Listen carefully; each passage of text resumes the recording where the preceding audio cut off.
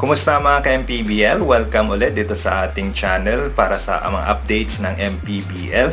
Para sa episode na ito, pag-usapan naman natin yung update sa team standings ng Maharlika Pilipinas Basketball League as of the games on May 25, 2024. So dito sa North Division, dalawang teams ang undefeated. Ito ay yung Nueva Ecija and San Juan Knights. So parehas na merong 7 wins and 0 losses itong Nueva Ecija and San Juan Knights. Sa kanilang last game, tinalo ng Nueva Ecija itong Team Bacolod. Samantalang ang San Juan din ay tinambakan nila yung Mindoro sa kanilang last game. And at number 3 ay itong Pampanga Giant Lanterns. Merong record na 7 wins and 1 loss itong Pampanga Giant Lanterns. 7 game winning streak din itong Pampanga. Ang problema lang is nung first game nila mismo ng season na ito ay tinalo sila ng Rizal Golden Coolers. Kaya naman ay merong isang talo itong Pampanga Giant Lanterns. And at number 4 is Caloocan Batang Kangkalu. Meron silang record na 5 wins and 1 loss.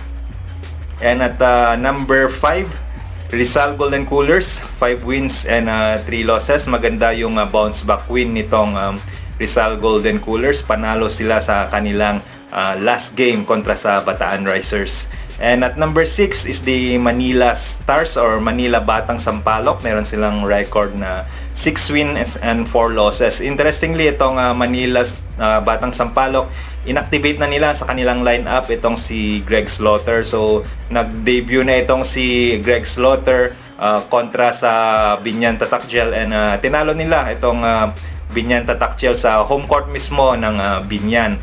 And dahil dyan, nagkaroon ng record na 6 wins and 4 losses itong Manila Batang Sampaloc and nagkaroon ng unang talo ang Binyan Tatakjel. So very interesting itong Manila Batang Sampaloc.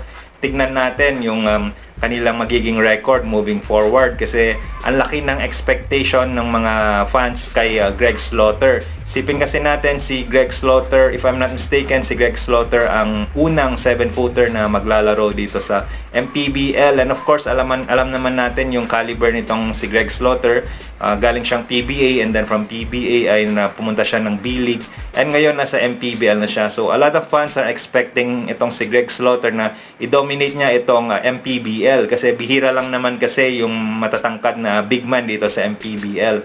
Karamihan ay mga 6'4", 6'5 na big man and bihira lamang yung mga 6'7 and above na katulad ni na Justin Baltasar, ni na Ballesteros na siyang magiging kamatch up nitong si Greg Slaughter. So abangan natin yan. Very interesting itong North Division dahil sa pagpasok nitong si Greg Slaughter.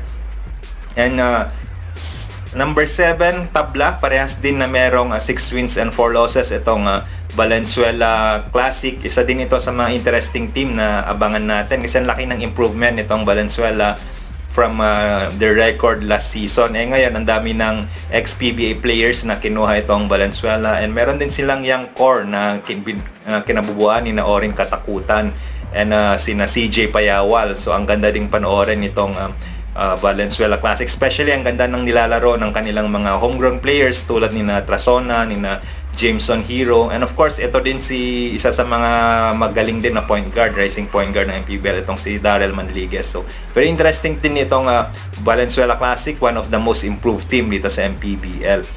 And at number 8, Pasay Voyagers, 5 wins and 4 losses. Unfortunately, natalo itong Pasay Voyagers dun sa kanilang last game. Tinalo sila ng Mindoro Tamaraws. Pero ang ganda nung nilaro ni Patrick Sleet sa last game nila, naka 20 plus points siya. Pero unfortunately, natalo nga itong Pasay Voyagers. And at number 9 sa North Division, itong Abra Weavers. Meron silang record na 4 wins and 5 losses. Maganda yung last game ng Abra, tinalo nila yung Manila Batang Sampaloc sa home court mismo ng Manila. Kaya naman gumanda yung record ng Abra, 4 wins, naging 4 wins na sila kontra sa kanilang 5 pagkatalo. Also at 4 wins and 5 losses itong Quezon City Toad Action. Nung last game nila, tinalo ng Quezon City itong Iloilo United Royals. So ang ganda ng nilaro ni na Paeng Are. And of course si Kim Lo, ito yung first best player of the game recognition kay Kim Lo. So congrats to Quezon City na tinalo nila yung Iloilo dun sa kanilang last game. At number 11 sa North Division, itong Bataan Risers. Unfortunately, itong Bataan, sunod-sunod na yung kanilang pagkatalo. Itong last game nila ay tinalo sila ng Rizal Golden Coolers. And number 12 is Pangasinan Heatwaves. Meron silang record na 2 wins and 7 losses. Isa itong Pangasinan Heatwaves, yung mga teams na hindi masyadong nagli-live up sa kanilang expectations. Kasi yung core ng Pangasinan Heatwaves, sila itong mga galing din sa Nueva Ecija. Alam naman natin na nag-defending champion itong sina Hesed Gabo, si Coach Gerson Cabiltes, sina Mabulak, Shak Taganas. Sila yung mga nag-champion dati sa Nueva Ecija. Pero dito sa Pangasinan Heatwaves, meron pa silang mga other ex-PBA players tulad ni Vince Tolentino, si Ed Dakiwag, and si John Gabriel. Ay hindi pa rin masyadong maganda itong so far hindi masyadong maganda itong takbo ng Pangasinan Heatwaves. Naka 2 wins pa lamang sila, and sa ngayon 7 losses pa. Pero madami pa namang games na lalaruin, kaya tingnan natin kung makakaangat pa itong Pangasinan Heatwaves dito sa North Division. Number 13, itong Marikina Shoemasters. 1 win and 8 losses naman itong Marikina. Sila yung unang nagbigay din sila. Yung unang panalo nila ay courtesy of the Bataan Risers. Kaya minalas din yung Bataan Risers at that game. And of course, dahil doon, patuloy pa rin yung pagkatalo nitong Bataan Risers. And number 14, itong sa North Division ay ang Bulacan Kuyas. Meron silang 1 win and 9 losses. And supposedly, yung pang number 15 natin dito sa North Division ay Tarlac. Pero alam naman natin na yung Tarlac ay nag-back out dahil hindi sila makabayad sa required na fees para makasali sa MPBL. And moving on naman dito sa South Division natin, isa na lang yung natitirang undefeated team dito sa South Division natin. Yun ay ang Quezon Huskers. Kahapon lamang, ang ganda ng laban ng Quezon Huskers kontra sa Batangas City Tanduayra Masters. Umabot sa overtime, pero ang ganda nung nilaro ni na Cyrus Torres and ni LJ, of course LJ Gonzalez and Gab Banal, siya yung best player of the game at that time. And even si Topeng Lagrama, nakapag-shoot siya ng crucial na 3-pointer para mabigyan ng comfortable lead itong Quezon Huskers. And dahil nga sa panalo ng Quezon Huskers kontra sa Batangas City Tanduayra Masters, yung Quezon na lang yung solo lead dyan sa South Division. And of course, dahil sa record nilang 8-0, Quezon Huskers na yung may pinakamagandang record sa buong liga. Number 2 sa South Division, itong Binyan. Meron na silang record na 6-1. Yung unang talo nitong Binyan ay binigay ng Manila Batang Sampaloc. Doon pa mismo sa home court ng Binyan natalo ang Binyan Tatak Shell. Kaya tingnan natin kung makakabawi sila sa kanilang next game. At number 3 and number 4 and number 5, pare-parehas na merong 7 wins and 2 losses na record ang Batangas, Parañaque, and Zamboanga. So very interesting itong South Division. Ang daming lumakas na team, kaya hindi assured na yung mga dating contenders ay sila pa rin yung magiging top dito sa South Division. Especially itong Quezon, very surprising din ito. After nilang matalo sa playoffs last season, kasi ang Quezon number 5 sila last year sa South Division, and tinalo sila ng Zamboanga sa first round ng playoffs. Pero in the off season ay yun nga, sumali sila sa PSL and sila yung nag-champion sa PSL. Kaya ang ganda nung chemistry na ng mga players nila, kasi meron na silang ilang buwan para makabuo ng chemistry nung sumali sila sa PSL. And of course, nung nanalo silang maging champion, ay lalong lumakas pa yung kanilang confidence. Number 7, itong South Cotabato. Meron silang record na 6 win and 3 losses.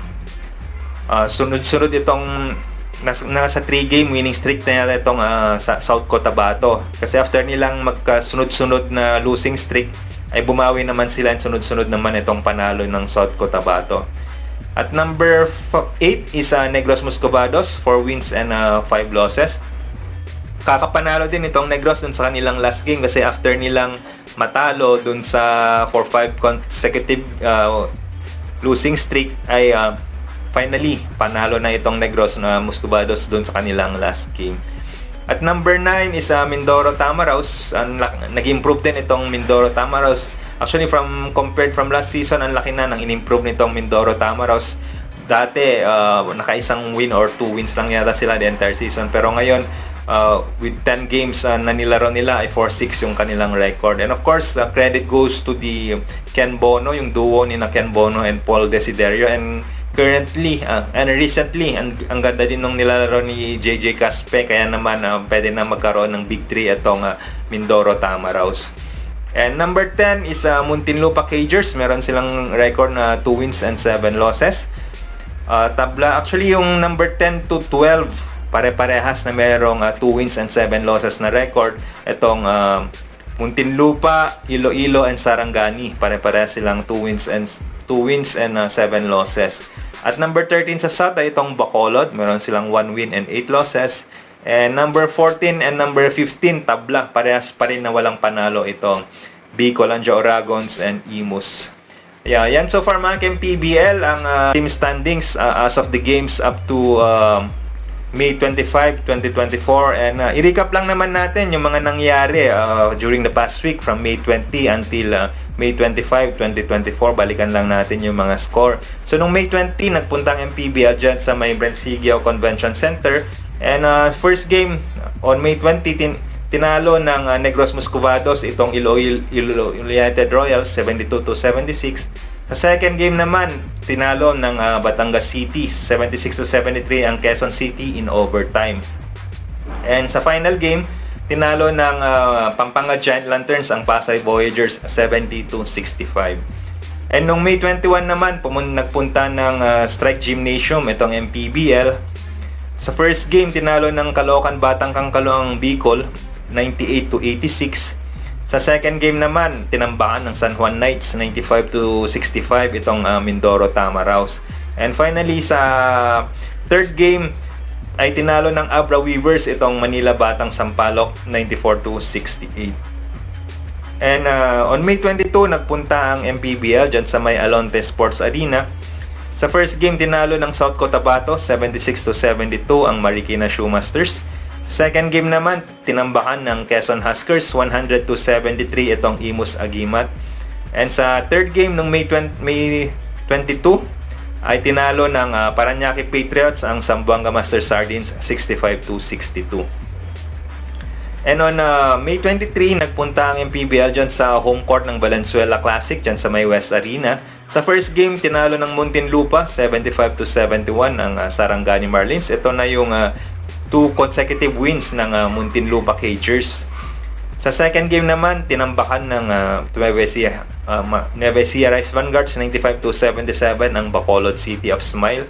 And finally, sa home game ng Valenzuela Classic ay tinambakan din nila yung visiting Bulacan Cuyas 98-70. And on May 24, bumalik ang MPBL dyan sa Alonte Sports Arena. Sa first game, tinalo ng Davao Occidental Tigers ang Pangasinan Heatwaves 64-62.